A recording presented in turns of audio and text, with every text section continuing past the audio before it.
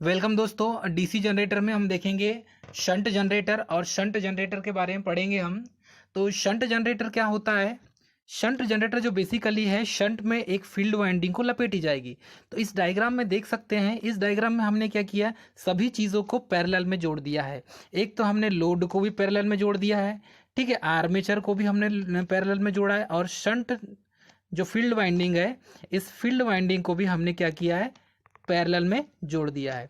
तो इस तरीके से हमने शंट जनरेटर में क्या किए, लोड को, आर्मेचर को और फील्ड वाइंडिंग को, तीनों को हमने पैरेलल में कनेक्ट कर दिया है। तो इसमें फील्ड वाइंडिंग जो है आर्मेचर के समांतर में संयोजित की होती है, और इस जनरेटर को लोड में संयोजित करके चालू नहीं करना चाहिए, अर्थात इसे हमें नो लोड की कंडीशन में चालू करना है। ठीक है, फिर से समझाना चाहूँगा, इस जनरेटर को लोड से कनेक्ट करके चालू नहीं करना चाहिए, मतलब लोड कनेक्ट करके चालू नहीं करना है। हम जब भी इसे स्टार्ट करेंगे तो इस लोड को हटा देंगे पहले, सबसे पहले, उसके बाद स्टार्ट करेंगे। क्योंकि इस अवस्था में क्या होता है, जो प्रेरित विद्युत धारा का जो प्रवाह है वो मुख्य रूप से लोड की ओर होने लगता है, मतलब इधर ना होते हुए इधर फ्लो होने लगेगा, लोड की ओर, है ना।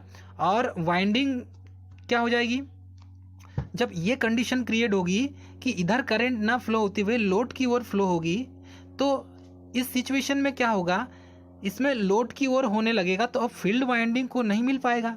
ठीक है, जब इधर करंट फ्लो होने लगेगी, आईएल करंट, ठीक है, तो ये फील्ड वाइंडिंग को करंट मिलेगा क्या? नहीं मिलेगा।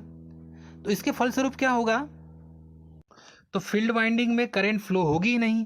जब इस फील्ड वाइंडिंग में करंट फ्लो नहीं होगी तो ये अपना मैग्नेटिक फील्ड स्थापित कर ही नहीं पाएगा। जब मैग्नेटिक फील्ड स्थापित कर नहीं पाएगा तो इसमें ईएमएफ जनरेट होगा ही नहीं, और होगा तो एकदम कम होगा, क्योंकि कुछ करंट इसमें फ्लो होगी। तो इसीलिए हमें क्या करना है, जब भी शंट जनरेटर का यूज़ करना है तो हमें इसका लोड को हटा देना है। लोड को क्या करेंगे, हम यहाँ से हटा देंगे, मतलब नो लोड में चालू करना है, इसे नो लोड की कंडीशन में चालू करना है।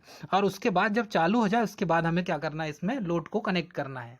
नहीं तो ये मैग्नेटिक फील्ड सेटअप कर नहीं पाएगा, field winding, shunt field winding है, और इसके कारण क्या हो जाएगा, यहाँ पर ईएमएफ उत्पन्न नहीं होगा। तो ये मेजर प्रॉब्लम हो जाएगी, इसीलिए हम क्या करेंगे, यहाँ पर नो लोड की कंडीशन में इसे स्टार्ट करेंगे। इस फील्ड की जो वाइंडिंग होती है ये पतले तार की होती है। तो ये जो फील्ड वाइंडिंग होगी, ये फील्ड वाइंडिंग पतले तार की होगी। जब पतले तार की होगी तो टर्न कितने होंगे, अधिक होंगे। टर्न क्या होंगे, अधिक होंगे, ये याद रखना है हमें। तो पतले तार की होगी तो टर्न भी अधिक होंगे, इसीलिए ये जो फील्ड वाइंडिंग है ये पतले तार की बनी होती है और टर्न अधिक होते हैं इसमें। तो इसमें बेसिकली जो फार्मूले बनते हैं इसके, यदि हमें आर्मेचर करंट ज्ञात करना है तो आई ए इक्वल क्या बनेगा, I S H plus I L बनेगा। मतलब कि ये शंट वाइंडिंग, शंट फील्ड जो वाइंडिंग है, इस शंट फील्ड वाइंडिंग की करंट और लोड की करंट, तो टोटल कितनी हो जाएगी, आर्मेचर की करंट हो जाएगी।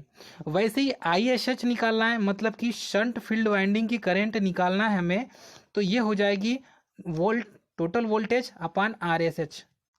ठीक है, तो यहाँ पर भी हमने क्या लगाया, I equal V upon R लगाया, मतलब कि ओम्स लॉ हमने यूज़ किया, सेम इसी से रिलेशन है। तो शंट की करंट हमें निकालना है, शंट फील्ड वाइंडिंग करंट, तो V upon R S H हो जाएगा। ठीक है, वैसे ही हमें क्या निकालना है, आई एल निकालना है। ठीक है, क्या निकालेंगे हम, आई एल, मतलब लोड करंट निकालना है। तो लोड करंट की कंडीशन में क्या निकालेंगे, वी अपान आर वन। ठीक है, इस टाइप से निकाल सकते हैं। उसके बाद है, यदि हमें जनरेटेड ईएमएफ ईजी का मान निकालना है तो ये ईजी का मान निकलेगा V plus I A R A. ध्यान रहे ये फार्मूला मोस्ट इंपॉर्टेंट है, क्योंकि इसी फार्मूले से हम जनरेटेड ईएमएफ का मान निकालेंगे। तो ईजी इक्वल क्या हो जाएगा, generated EMF equal V plus I A into R A. ये फार्मूला याद रखना बहुत ज़रूरी है। ठीक है, तो ये फार्मूला हमें याद रखना बहुत ज़रूरी है। तो कैसे याद रखेंगे, ये जो प्लस है बीच में लगा हुआ है ये जनरेटर के लिए, ध्यान रहे ये किसके लिए है, जनरेटर के लिए। यदि यही फार्मूला लिखा हो और यहाँ पर माइनस लिखा हो तो माइनस किसके लिए हो जाएगा, मोटर के लिए, ध्यान रहे। और प्लस लिखा है तो किसके लिए हो जाएगा, जनरेटर के लिए। इसीलिए मोटर और जनरेटर के जो इक्वेशन है, जनरेटेड ईएमएफ की जो इक्वेशन है, वो इसमें थोड़ा सा अंतर है, एक माइनस और प्लस का। तो यदि प्लस है तो जनरेटर का हो जाएगा और माइनस है तो मोटर का हो जाएगा। ठीक है, इस तरीके से हमें याद रखना है। तो इसमें भी रेसिड्यूल मैग्नेटिज्म होता है। कितना रेसिड्यूल मैग्नेटिज्म कितना होगा इसमें? 2 से 5%। रेसिड्यूल मैग्नेटिज्म 2 से 5% होगा। ठीक है, तभी तो 4 वोल्ट से 10 वोल्ट तक जनरेट करेगा ये इलेक्ट्रिसिटी, है कि नहीं? तो इस तरीके से हम इसे यूज कर सकते हैं। अब यहां पर देखेंगे हम आर्मेचर का जो रेजिस्टेंस होगा, ये आर्मेचर का जो रेजिस्टेंस है आर ए का मान ये कितना होगा ये देखना है हमें। तो आर ए का मान जो होगा ये होगा आपका 0.1 से लेकर 1 ओम तक होगा। 0.1 ओम से लेकर 1 ओम तक होगा। ध्यान रहे ये शंट के लिए है। किसके लिए है? शंट के लिए। अर्थात शंट अर्थात किसके लिए है ये? शंट के लिए। तो शंट के लिए है, तो शंट का जो आर्मेचर रेजिस्टेंस का मान होता है वो 0.1 ओम से 1 ओम तक होता है। ठीक है, ये हमें याद रखना है शंट फील्ड वाइंडिंग का। ठीक है, मतलब आर्मेचर का रेजिस्टेंस है ये। तो पहले जनरेटर को क्या करते हैं? बुल्डअप करते हैं। इसको स्टार्ट करने का तरीका बता रहा हूँ मैं। पहले जनरेटर को क्या करेंगे? बुल्डअप करते हैं और इसके बाद लोड कनेक्ट करते हैं। जब बुल्डअप हो जाएगा और उसके बाद लोड कनेक्ट करेंगे तो डीसी शंट जनरेटर में ईबी और आई की जो दिशा है वो समान होती है।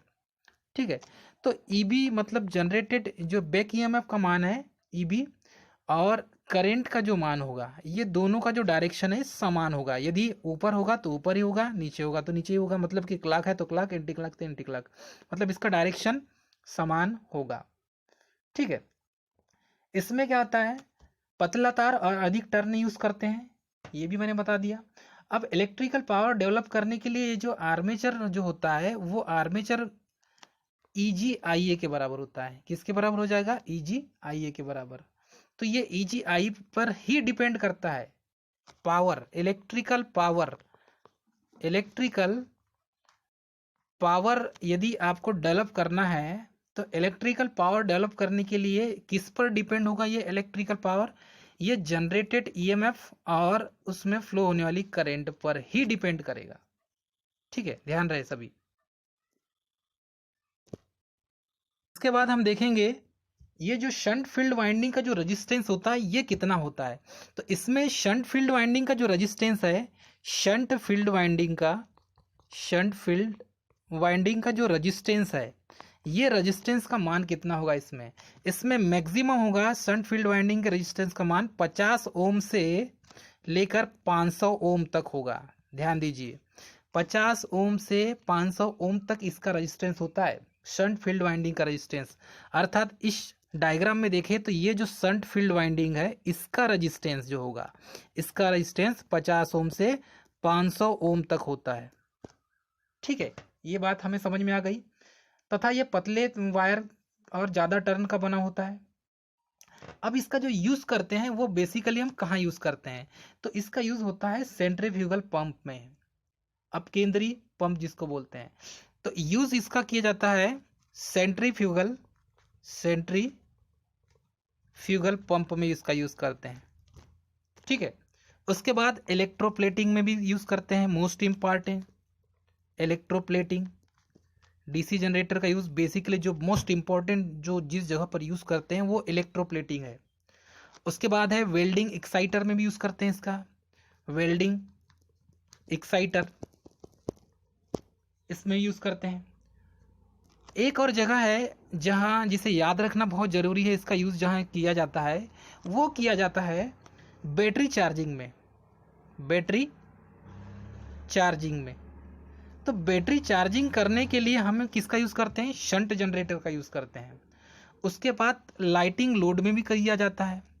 शादियों में, विवाहों में जो यूज़ करते हैं तो लाइटिंग लोड के रूप में भी हम जो यूज़ करते हैं वो शंट जनरेटर होता है।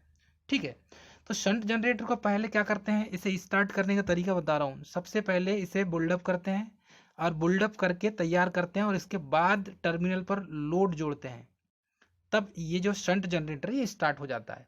और शंट जनरेटर जो आर्मेचर रेजिस्टेंस का मान जो मैंने बताया 0.1 ओम से 1 ओम तक होता है।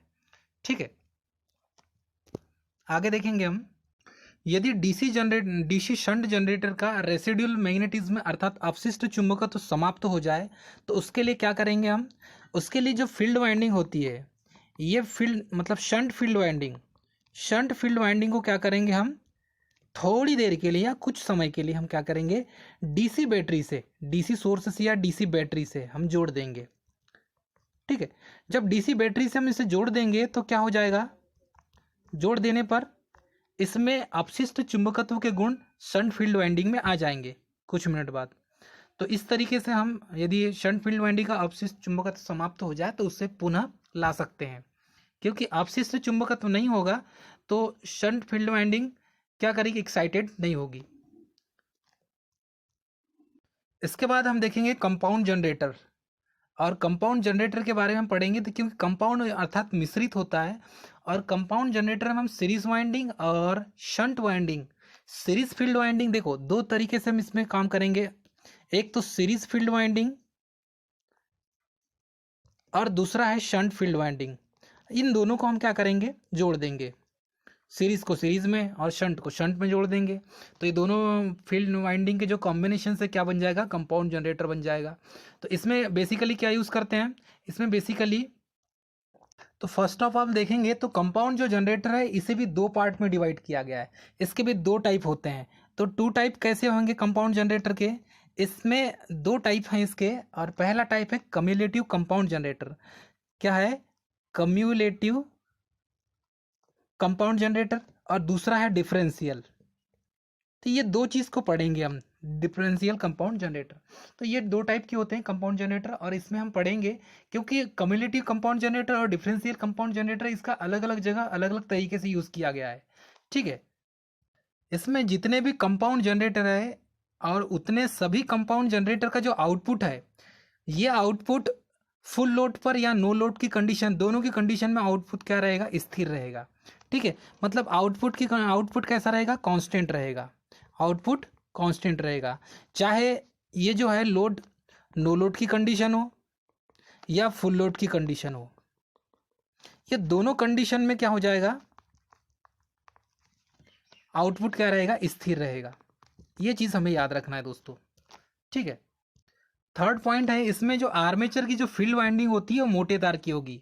तो सीरीज फील्ड वाइंडिंग जो होगी आपकी, सीरीज फील्ड वाइंडिंग ये होगी मोटे तार की, मोटे तार और कम टर्न, कम फेरे या कम टर्न। और जो शंट होगी, शंट फील्ड वाइंडिंग, ये शंट फील्ड वाइंडिंग में क्या हो जाएंगे, पतले तार होंगे, पतले तार और अधिक टर्न होंगे। ये पहले ही बता चुका हूँ मैं, अधिक टर्न। इस टाइप से हमें इसमें यूज़ करते हैं।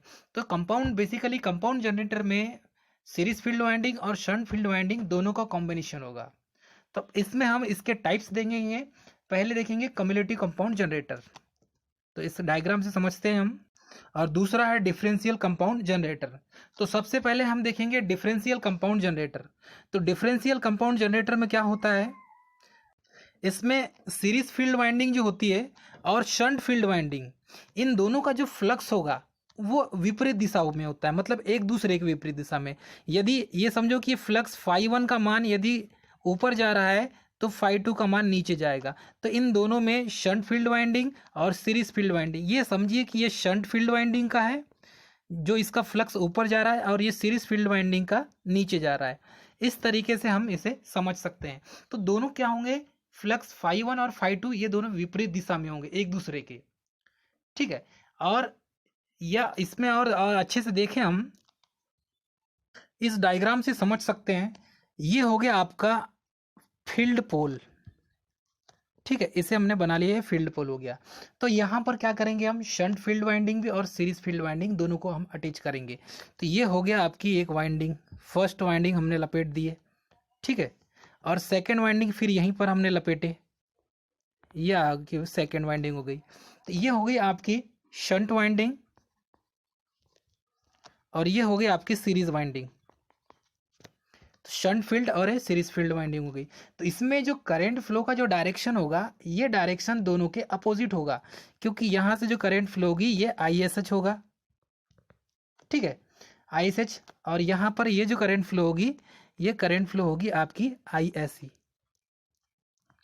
तो ये दोनों का जो डायरेक्शन है ये दोनों का विपरीत डायरेक्शन होगा, यहाँ से जो करंट फ्लो होगी, अर्थात ISH इसमें कैसा हो जाएगा, ISH जो करंट है, ये ISH जो है ये शंट फील्ड वाइंडिंग करंट है, और ये है ISC करंट, मतलब कि सीरीज फील्ड वाइंडिंग करंट।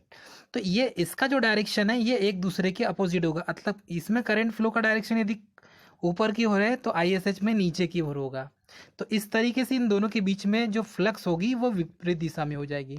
क्या हो जाएगी, दोनों की फ्लक्स विपरीत दिशा में हो जाएगी, और इस तरीके से ये जो है डिफरेंशियल कंपाउंड जनरेटर बन जाएगा। तो इसमें जो फार्मूला बनता है इसका, ये फार्मूला बनता है आपका phi R equal phi S H minus phi S E, ठीक है।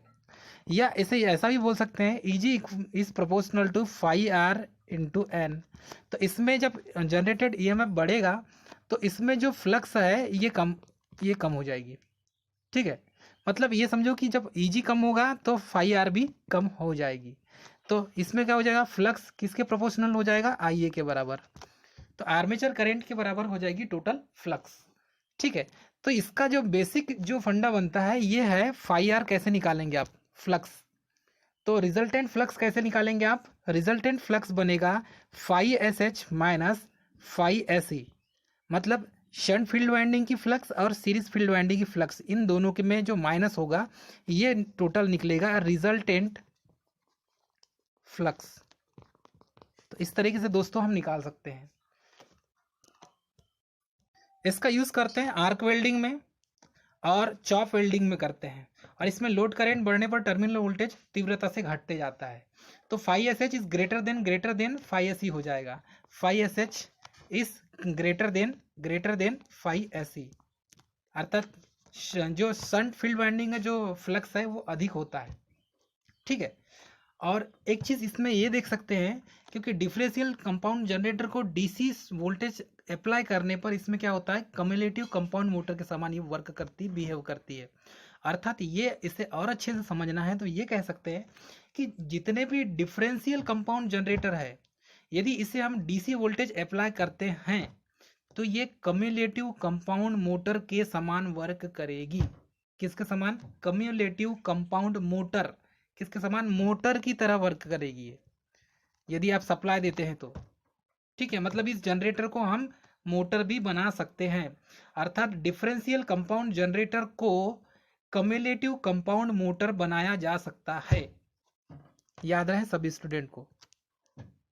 नेक्स्ट देखेंगे कम्युलेटिव कंपाउंड जनरेटर, और कम्युलेटिव कंपाउंड जनरेटर को हम इसमें बनाएंगे तो इसका प्रयोग जो जनरेटर में क्या कहते हैं, शंट फील्ड वाइंडिंग और सीरीज फील्ड वाइंडिंग, इन दोनों के द्वारा क्या होगी, फ्लक्स एक दूसरे के सहायक होगी, अर्थात ये दोनों समान दिशा में होंगे। इन दोनों में क्या हो जाएगा, ये जो टोटल फ्लक्स है ये शंट की फ्लक्स प्लस सीरीज की फ्लक्स हो जाएगी। तो ये दोनों एक दूसरे से ऐड हो जाएंगे, मतलब जुड़ जाएंगे, तो रिजल्टेंट फ्लक्स निकल जाएगा हमारा, हम ये कह सकते हैं। तो इसमें दोनों की फ्लक्स समान दिशा में होती है, तो इसमें जो दोनों की जो फ्लक्स है इनका डायरेक्शन समान होगा। जब समान दिशा में होते हैं तो इसमें ऐड हो जाता है, तो दोनों की फ्लक्स क्या हो जाएगी, इसमें एडिंग क्वालिटी होगी, मतलब जुड़ जाएंगे। और इसका उपयोग जहाँ पर हम करते हैं, जनरली इसका उपयोग करते हैं स्ट्रीट लाइट में, रेलवे में, लेथ मशीन में और इलेक्ट्रोप्लेटिंग में। तो जितने भी कम्युलेटिव कंपाउंड जनरेटर है इसका जो यूज़ करते हैं हम स्ट्रीट लाइट में, रेलवे में, लेथ मशीन चलाने में और इलेक्ट्रोप्लेटिंग में। तो बेसिकली इलेक्ट्रोप्लेटिंग में किसका यूज़ करते हैं हम, कम्युलेटिव कंपाउंड जनरेटर का यूज़ किया जाता है। और जो दूर के भार की आपूर्ति में भी इसका प्रयोग करते हैं, मतलब कि यदि लोड आप डिमांड लोड ज़्यादा है और बहुत दूर तक हमें पहुंचाना है तो इसमें भी इसका यूज़ करते हैं, कम्युलेटिव कंपाउंड जनरेटर का यूज़ करते हैं इसमें, ठीक है। तो इसके फ्लक्स को हम डायग्राम से समझेंगे। ये अपना पोल है और इस पोल को हमने इस टाइप से डिज़ाइन किया। अब इसमें फील्ड वाइंडिंग, ये आपकी फील्ड वाइंडिंग हो गई और ये हो जाएगी आपकी दूसरी फील्ड वाइंडिंग। तो ये एक फील्ड वाइंडिंग हो गई आपकी शंट हो गई, शंट फील्ड वाइंडिंग, और दूसरी आपकी सीरीज फील्ड वाइंडिंग हो गई। तो इस तरीके से जब इसमें सप्लाई देंगे तो सप्लाई का जो डायरेक्शन होगा ये ISH और ये इस दिशा में ISE। तो दोनों यहाँ से ये आपका हो गया स्टार्टिंग पॉइंट और ये सेकंड वाला होता है एंडिंग पॉइंट। तो दोनों में जो करंट का फ्लो का जो डायरेक्शन है वो स्टार्टिंग पॉइंट में है। इसीलिए इसमें जो रिजल्टेंट फ्लक्स होगा ये resultant flux phi SH plus phi SE दोनों ऐड हो जाएंगे। क्या हो जाएंगे? ऐड हो जाएंगे। इसीलिए हम कम्युलेटिव कंपाउंड जनरेटर का यूज़ अक्सर लेथ मशीन में करते हैं, स्ट्रीट लाइट में करते हैं, रेलवे में करते हैं, इलेक्ट्रोप्लेटिंग में करते हैं। तो इसका जो मान है, इस फार्मूले से यदि हम इसका जनरेटेड ईएमएफ निकालें तो कैसे निकालेंगे हम? इसका जो फार्मूला बनता है, ये बनता है Eg is proportional to phi R into N. तो इसमें Eg क्या है? ये जनरेटेड ईएमएफ है, जनरेटेड ईएमएफ। फाई आर है रिजल्टेंट फ्लक्स, और एन क्या है? इसकी स्पीड। तो ये तीनों से हम इसका मान निकाल सकते हैं। ठीक है। यदि अब यहाँ पर मोस्ट इम्पॉर्टेंट पॉइंट है, और इस मोस्ट इम्पॉर्टेंट पॉइंट को याद रखना बहुत जरूरी है। इसमें क्या होता है कि कम्युलेटिव कंपाउंड जनरेटर को यदि अंदर से हम डीसी सप्लाई दें, ये आपका कम्युलेटिव कंपाउंड जनरेटर है। ठीक है। इसको अलग से हम क्या दें? डीसी सोर्स दें, डीसी सप्लाई हमने दिया, तो ये जो काम करेगा कैसा करेगा? ये करेगा डिफरेंशियल कंपाउंड मोटर की तरह, डिफरेंशियल कंपाउंड मोटर की तरह कार्य करेगा। क्योंकि जहां से हमने आउटपुट ले रहे थे वहां से हमने डीसी सप्लाई मतलब इनपुट दे दिए। तो जैसे ही कम्युलेटिव कंपाउंड जनरेटर को हम डीसी सप्लाई से जोड़ेंगे तो ये डिफरेंशियल मोटर की तरह कार्य करेगा। कैसा कार्य करेगा? डिफरेंशियल मोटर की तरह ये कार्य करेगा।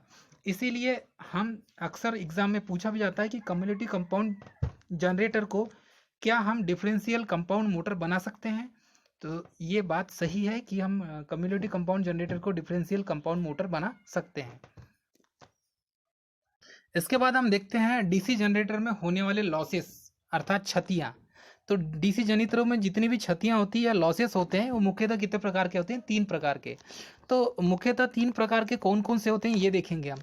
तो पहला होता है iron loss, first iron loss होता है, सेकेंड होता है कॉपर लॉस, और थर्ड होता है आपका मैकेनिकल लॉस।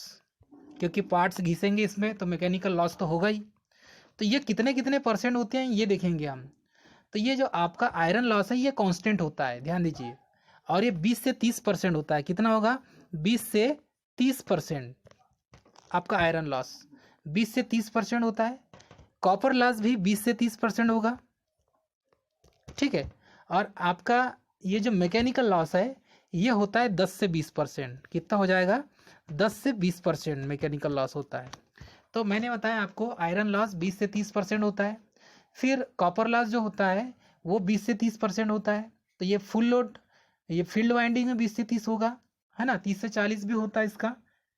और मैकेनिकल लॉस 10 से 20% होता है।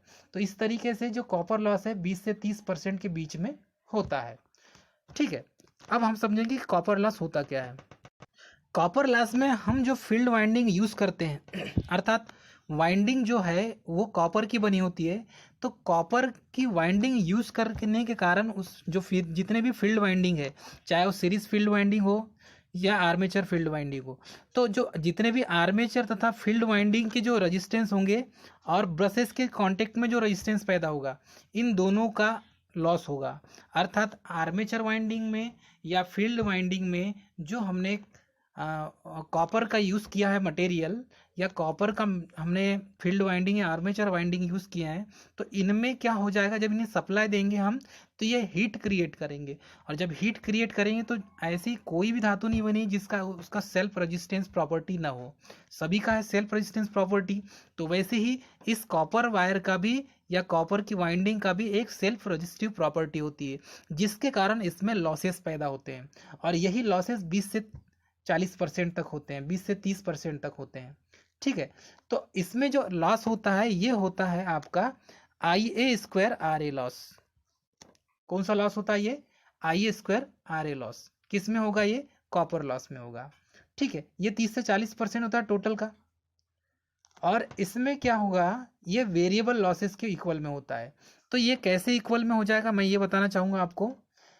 आयरन जो आपका हाँ, कॉपर लॉस जो है ये कॉपर लॉस वेरिएबल लॉस में आता है, और आयरन लॉस जो होता है ये कांस्टेंट लॉस में आता है। तो आर्मेचर जो है आपका, ये जो आर्मेचर है, इस आर्मेचर में कॉपर वायर होता है यूज। तो कॉपर वायर होगा तो उसमें Ia² लॉस होगा, होगा कि नहीं? तो ये जो लॉस है यही लॉस वेरिएबल लॉस होता है, मतलब कि इसका मान चेंज होते रहता है। ये क्या कहलाएगा? वेरिएबल लॉस कहलाएगा, इसका मान चेंज होते रहता है। तो ये टोटल लॉस का कितना हो जाएगा? 30 से 40%। ठीक है। इसके बाद इसमें जो रोटेटिंग पार्ट होता है कॉपर लॉस में, आर्मेचर कॉपर लॉस की बात कर रहे हैं हम, अब इसमें एक रोटेटिंग पार्ट होता है कम्यूटेटर। तो कम्यूटेटर और कार्बन ब्रश के कांटेक्ट में आने के कारण अब कम्यूटेटर का भी रेजिस्टेंस होगा, कार्बन ब्रश का भी अपना सेल्फ रेजिस्टेंस होगा। तो इन दोनों की सेल्फ रेजिस्टिव प्रॉपर्टी होने के कारण ही ये लॉस को हम क्या बोलते हैं? आर्मेचर कॉपर लॉस में इंक्लूड करते हैं। तो ये जो रोटेटिंग पार्ट का है इसे भी इंक्लूड किया जाता है। इसके बाद है आपका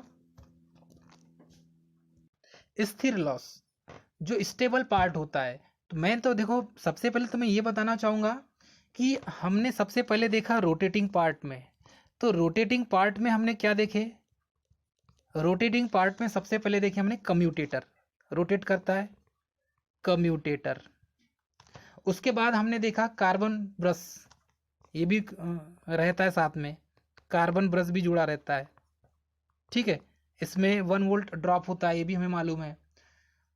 तो ये दोनों जो हैं ये कांस्टेंट, इसके कांटेक्ट में आने के कारण इसमें जो लॉस होता है, ठीक है, कॉपर लॉस होगा। उसके बाद इसको भी इंक्लूड करते हैं। इसके बाद एक स्थिर पार्ट होता है, मतलब स्टेबल पार्ट होता है। और स्टेबल पार्ट में कौन कौन से यूज़ करते हैं हम? स्टेबल पार्ट में ये होता है field copper loss, field copper loss. और जो फील्ड कॉपर लॉस होता है ये स्थिर होता है। तो ये स्थिर होता है तो इसमें 20 से 30% होता है, ये 20 से 30% स्थिर होगा ये। ठीक है। इसके बाद देखेंगे हम आयरन लॉस। तो ये जो आयरन लॉस है इसे कोर लॉस भी कहते हैं हम, आयरन लॉस को कोर लॉस भी बोलते हैं। इसे हम मैग्नेटिक लॉस भी बोलते हैं, मैग्नेटिक लॉस भी बोलते हैं। तो क्या क्या कहते हैं हम इसे? आयरन लॉस भी कहते हैं, कॉपर कोर लॉस भी कहते हैं, या मैग्नेटिक लॉस। तीनों का मान एक ही होता है। अब ये जो आयरन लॉस है, ये आयरन लॉस आर्मेचर के एक तो फील्ड के कोर में होगा, है ना? फील्ड के कोर में होने वाली जो वैद्युतिक शक्ति है, या और वो जो शक्ति में जो क्षति होती है, मतलब फील्ड के कोर में जो लॉसेस होंगे, या आर्मेचर तथा पोल शूज दोनों के बीच में जो होता है आयरन लॉस होता है। ठीक है। तो इसे समझने के लिए इसमें दो लॉस, इसके 2 टाइप्स होंगे, एक तो होगा एडी करंट लॉस और दूसरा होगा हिस्टेरिसिस लॉस। तो आर्मेचर और फील्ड वाइंडिंग के कोर में जो होने वाली इलेक्ट्रिक पावर की जो क्षति है या लॉस है वही आयरन लॉस कहलाती है। और ये 2 प्रकार के होते हैं, पहला एडी करंट लॉस, दूसरा हिस्टेरिसिस लॉस। और ये जो कांस्टेंट लॉस कहलाते हैं, तो ये कांस्टेंट लॉस इसलिए कहलाते हैं क्योंकि ये 20 to 30% टोटल लॉस के होते हैं। और डीसी मशीन में मैक्सिमम लॉसेस का कारण भी आयरन लॉस के होने के कारण ही है। मतलब सबसे ज़्यादा यदि लॉस होता है तो ये आयरन लॉस के कारण ही डीसी जो मोटर है या डीसी मशीन है या डीसी जनरेटर है, इसमें मैक्सिमम लॉस जो होता है, ये मैक्सिमम जो लॉस है ये आयरन लॉस के कारण है। ठीक है, ध्यान रहे। इसीलिए ये जो है इसे कांस्टेंट माना जाता है। फर्स्ट है आपका हिस्टेरिसिस लॉस। इसका जैसे नाम है हिस्टेरिस क्षति, वैसे ही ये हिस्टेरिसिस लॉस क्या होता है इसके बारे में हम पढ़ेंगे थोड़ा सा। क्योंकि ये जितने भी लौह चुंबकीय पदार्थ के जो बार बार चुंबकित और विचुंबकित होने की जो के कारण जो शक्ति की क्षति होती है या विद्युत पावर की जो क्षति होती है वही हिस्टेरिसिस लॉस कहलाती है। अर्थात बार बार यदि कोई है कोई लौह पदार्थ है, अब ये लोहे का आयरन पीस हो गया, ये बार बार मैग्नेटाइज हो रहा है और बार बार डीमैग्नेटाइज भी हो रहा है। तो बार बार जब मैग्नेटाइज होगा तो पावर लगेगा उसको, और डीमैग्नेटाइज होगा तो भी पावर लगेगा इसको। तो ये जो बार बार मैग्नेटाइज और डीमैग्नेटाइज होने की जो क्रिया है, इस क्रिया को ही हम हिस्टेरिसिस लॉस कहते हैं। क्योंकि इस क्रिया में जो पावर खर्च हो रही है, इस क्रिया में जो पावर खर्च हो रही है, ये खर्च किसके कारण हो रही है?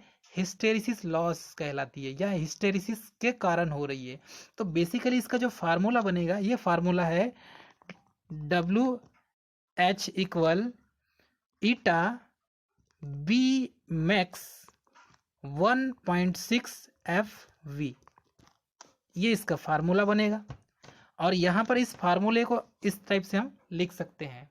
तो WH इक्वल ईटा बी मैक्स 1, उस पर घात होगी 1.6 की, और ये फ्रीक्वेंसी F होगी, और वो उसका वॉल्यूम V होगा। तो इसे हम देखेंगे इसमें क्या क्या है। इसमें जो है WH क्या है, हिस्टेरिसिस लॉस है, उसे वाट में गिनते हैं हम। ईटा क्या है, हिस्टेरिसिस नियतांक है। और BM क्या है, अधिकतम चुंबकीय फ्लक्स, मतलब मैक्सिमम मैग्नेटिक फ्लक्स है, और इसकी यूनिट होती है वेबर पर मीटर स्क्वायर। इसमें F क्या है, फ्रीक्वेंसी है। और ये जो V लिखा हुआ है, ये V इसमें डाउटफुल होता है अक्सर बहुत सारे स्टूडेंट को, कि ये V को वो कोई वोल्टेज समझ लेता है, लेकिन ये वोल्टेज नहीं है, ये वॉल्यूम है, अर्थात आयतन है। किसका, उस क्रोड का आयतन है। और इस क्रोड के आयतन उसको लिखेंगे मीटर क्यूब में लिखेंगे, इसकी यूनिट क्या हो जाएगी, मीटर क्यूब में।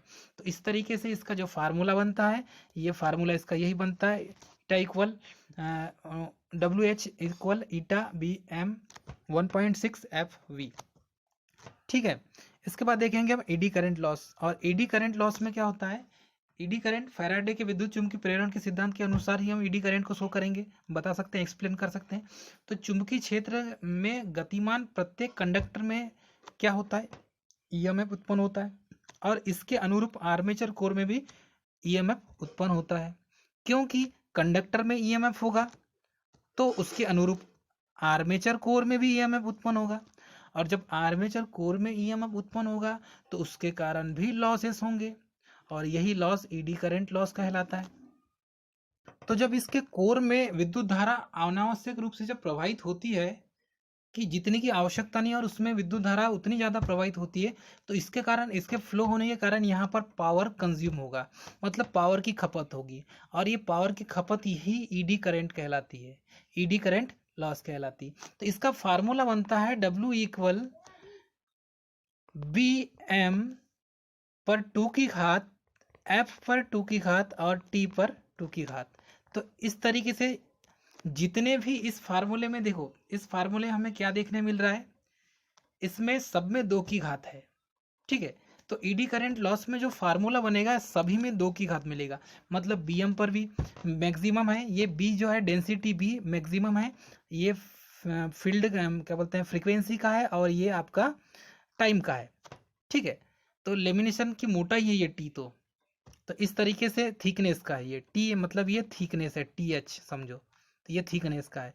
तो इसका फार्मूला क्या बना, इसका फार्मूला बना बेसिकली, इसका फार्मूला बनाएंगे हम WE इक्वल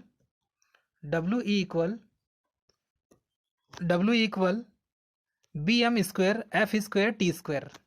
तो W इक्वल BM मतलब मैक्सिमम का वर्ग, और फ्रीक्वेंसी का वर्ग, और थिकनेस का वर्ग। इस टाइप से हम इसे लिख सकते हैं। तो इसमें BM क्या है, अधिकतम चुंबकीय फ्लक्स घनत्व है, जिसे इसकी यूनिट होती है वेबर में। ठीक है, इसके बाद सेकंड देखेंगे हम, इसमें F क्या है, ये फ्रीक्वेंसी है, इसकी यूनिट हर्ट्ज में होती है। और T क्या है, T देखो T जो है कोई टाइम बोलता है, लेकिन ये टाइम नहीं है। ठीक है, ये है लेमिनेशन की थिकनेस, मतलब की मोटाई, और लेमिनेशन की थिकनेस की जो यूनिट होती है वो mm में होती है। ठीक है, तो ये जो है T नहीं है, अर्थात टाइम नहीं है, और ये टाइम की जगह क्या है, ये थिकनेस है, अर्थात मोटाई है। तो डेंसिटी B, फ्रीक्वेंसी और मोटाई, ये तीनों का कॉम्बो होता है, इनटू होता है। तो इसमें ये जो फार्मूला है याद रखना पड़ेगा, क्योंकि यदि आपको ईडी करंट लॉस निकालना है तो ये फार्मूला याद रखना जरूरी है। तो आर्मेचर कोर को जो लेमिनेटेड करने के लिए हम क्या करते हैं, ईडी करंट लॉस का मान कम हो जाता है। तो आर्मेचर कोर को जो है, ये आर्मेचर कोर को हम क्या करेंगे, लेमिनेटेड करेंगे। तो जब लेमिनेटेड करेंगे तो ईडी करंट लॉस कम हो जाएगा। लेमिनेटेड करने से क्या होता है, ईडी करंट लॉस कम हो जाता है। ठीक है, इस तरीके से हम इसको समझ सकते हैं। तो इसे रिड्यूस करने के लिए क्या करते हैं, अब इस लॉस को रिड्यूस करने के लिए क्या करेंगे हम, तो इस लॉस को रिड्यूस करने के लिए हम यहाँ पर सिलिकॉन स्टील लेमिनेटेड का यूज़ करते हैं। इसमें जो प्रत्येक सीट होती है वो सिलिकॉन स्टील की होती है, सिलिकॉन स्टील की शीट होती है, और सिलिकॉन स्टील की शीट का यूज़ करके हम इसे क्या करते हैं, लेमिनेटेड करते हैं, तब कहीं जाके ईडी करंट लॉस कम होती है। तो इन सब का यूज़ करके हम ईडी करंट लॉस का यूज़ कर सकते हैं, ईडी करंट लॉस को कम कर सकते हैं। और ये जो ईडी करंट लॉस है, ठीक है, ये laminated core are weak to reduce eddy current loss. तो लेमिनेटेड कोर को क्या करेंगे, वीक करेंगे, तो ईडी करंट लॉस रिड्यूस हो जाएगा। और हिस्टेरिसिस लॉस हमेशा फ्रीक्वेंसी पर डिपेंड करती है, ये भी याद रहे, हिस्टेरिसिस लॉस फ्रीक्वेंसी पर डिपेंड करती है। इसके बाद देखेंगे हम मैकेनिकल लॉस। तो मैकेनिकल लॉस में हम देखेंगे, मैकेनिकल लॉस में जितने भी लॉस हैं, ये जितने भी घूमने वाले मूविंग पार्ट होंगे, ये मैकेनिकल लॉस की लिस्ट में आ जाएंगे। तो आर्मेचर के वायु के घर्षण से, बियरिंग के घर्षण से और ब्रशों तथा कम्यूटेटर के घर्षण से होने वाली जो क्षति होती है, जो होने वाले जो लॉसेस हैं, वो यांत्रिक लॉस की श्रेणी में आते हैं। तो डीसी जनरेटर की सारी क्षतियों को सुविधापूर्वक निम्न प्रकार से हमने दर्शाए इसमें। तो क्या क्या दर्शाएं, सबसे पहले तो देखेंगे स्टे लॉस, मतलब स्टे क्षति। तो स्टे क्षति क्या होती है, ये लौह क्षति और यांत्रिक क्षति, मतलब आयरन लॉस और मैकेनिकल लॉस दोनों का बराबर कम्बो होता है। उसके बाद देखेंगे कांस्टेंट लॉस। कांस्टेंट लॉस क्या होता है, ये नियत क्षति होती है, इसमें लौह क्षति प्लस यांत्रिक क्षति प्लस शंट फील्ड क्षति, ये तीनों एक मिलते हैं तो ये कांस्टेंट लॉस कहलाता है ये। उसके बाद है थर्ड, ये फर्स्ट, ये सेकंड और ये थर्ड हो गया आपका। थर्ड क्या है, वेरिएबल लॉस। वेरिएबल लॉस बराबर किसके बराबर होगा, तो ये आर्मेचर लॉस के बराबर और सीरीज फील्ड वाइंडिंग में जो लॉस होगा उसके बराबर होगा।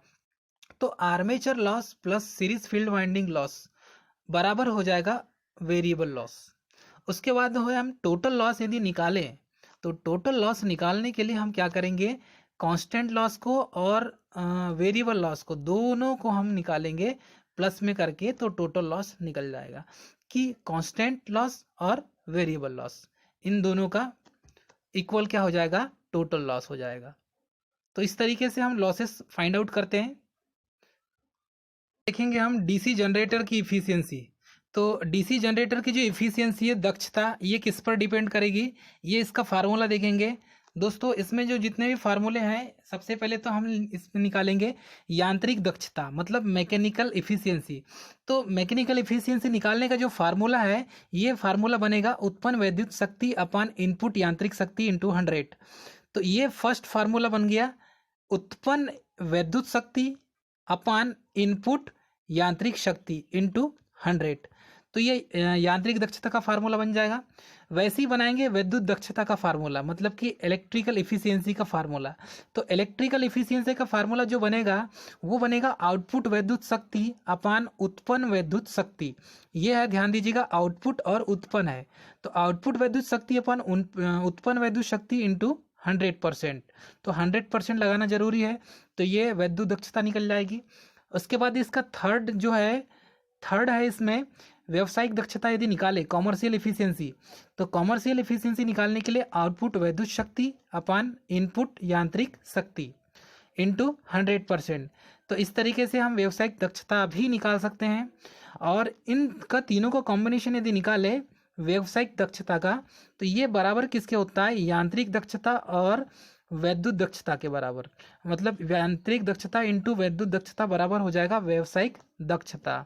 ठीक है, तो डीसी जनरेटर की जो इफिशियंसी होती है, मतलब दक्षता होती है, ये 85 से 90%, 95% तक होती है। कितनी होगी, 85 से 95%। डीसी जनरेटर, ये डीसी जनरेटर की जो इफिशियंसी है, ये इफिशियंसी का जो परसेंट है, ये 85 से 95% है, 90 भी नहीं है, 95% है। तो 85 से 95% के बीच में डीसी जनरेटर की इफिशियंसी होती है।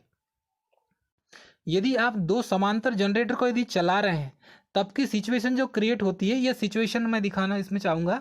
तो दो जनरेटर को यदि चलाते हैं, तो उसमें क्या होता है कि एक जनरेटर यदि ख़राब भी हो जाए तो उसको मेंटेनेंस में डाल सकते हैं अपन, या ये बोल सकते हैं कि लोड बैलेंस कर सकते हैं। तो दो जनरेटर को यदि पैरेलल में चलाने के लिए हम सप्लाई को यदि स्थिर के साथ साथ हम क्या कर सकते हैं, उसको मरम्मत भी कर सकते हैं। ठीक है, और फिर बाद में उसे और कनेक्ट किया जा सकता है। तो और अतिरिक्त इकाई को यदि हमें जोड़ना है तो उसमें कनेक्ट कर सकते हैं हम। ठीक है, तो दो जनरेटरों के समांतर चालन की कौन कौन सी कंडीशन होती है वो कंडीशन को देखेंगे हम। यदि दो जनरेटर का पैरेलल ऑपरेशन करना है हमें, तब की कंडीशन में क्या करेंगे हम, पॉजिटिव को पॉजिटिव से जोड़ेंगे और निगेटिव को निगेटिव से जोड़ेंगे, और जो पोल से जुड़ा हो जाएगा, पॉजिटिव से पॉजिटिव, निगेटिव से निगेटिव जुड़ा होगा, और दोनों जनरेटरों की जो वोल्टेज होगी वो समान होगी, मतलब टर्मिनल वोल्टेज, ठीक है, इक्वल होगी, समान होगी, क्या होगी, V इक्वल होगी, और जनरेटर की जो इफिशियंसी होगी वो भी इक्वल होगी। इफिशियंसी क्या होगी, वो भी समान होना चाहिए भाई, तभी तो जोड़ पाएंगे उस जनरेटर को। यदि एक जनरेटर से दूसरे जनरेटर को पैरेलल ऑपरेशन के लिए जोड़ना है समांतर में, तो क्या करेंगे, टर्मिनल वोल्टेज समान होना चाहिए, इफिशियंसी समान होना चाहिए। अगर दोनों जनरेटर समांतर में चल रहे हो और एक को जनरेटर को हटा दिया जाए तो पहले की एक्साइटेशन धीरे धीरे कम होगी और दूसरे की धीरे धीरे बढ़ते जाएगी, ऐसा होता है। और पॉजिटिव को पॉजिटिव से और निगेटिव को निगेटिव टर्मिनल से जोड़ देते हैं। तो इस तरीके से हम दो जनरेटर का पैरेलल ऑपरेशन कर सकते हैं।